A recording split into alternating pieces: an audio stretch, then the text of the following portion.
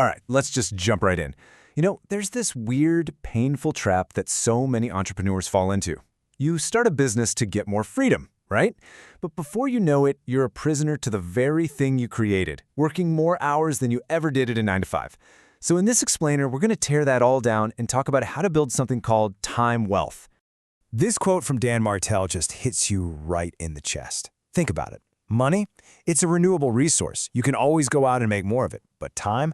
Once a second is gone, it is gone forever. You can't buy it back. And it really makes you stop and think, what is the real measure of wealth? Is it just the number in your bank account? Or is it how much of your life you actually get to live on your own terms?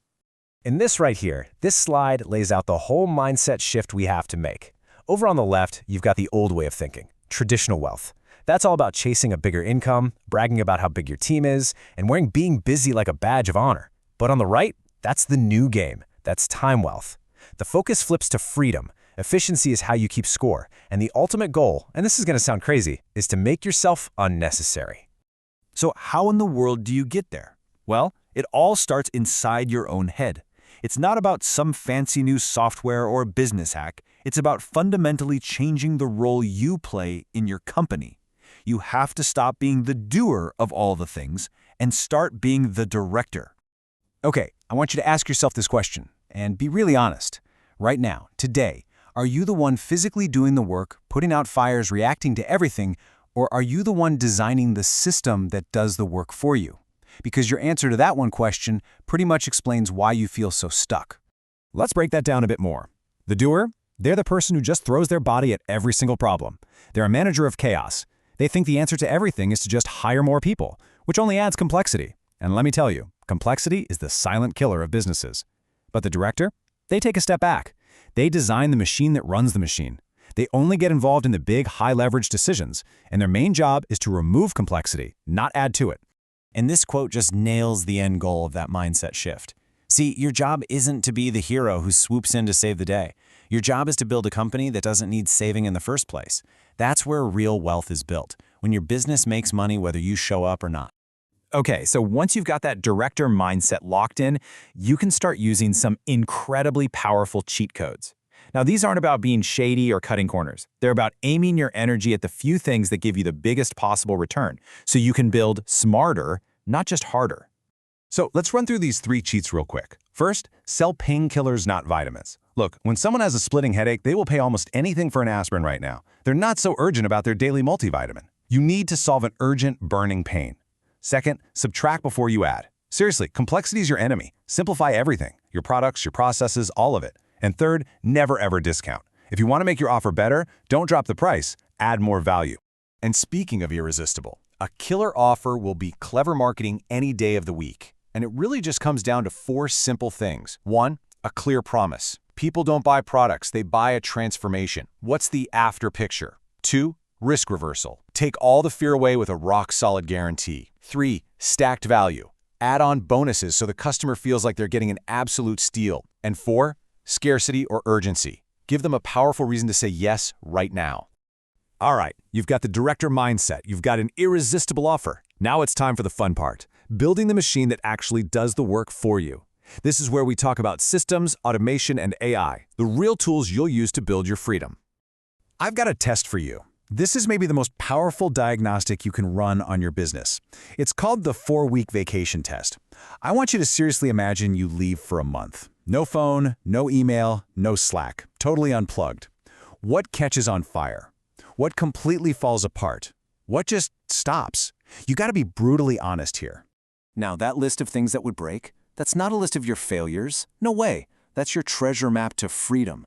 That list is your exact prioritized hit list for what you absolutely have to build a system for and delegate to somebody or something else. And when we say delegate to something else, well, this is where AI just flips the entire board game over. This prediction sounds totally nuts, I get it. But it just shows you the insane amount of leverage that's now possible. Your job isn't to do the work anymore, it's to be the architect of the AI agents that do the work for you. And hey, don't let the word systems freak you out. It's not some boring corporate thing.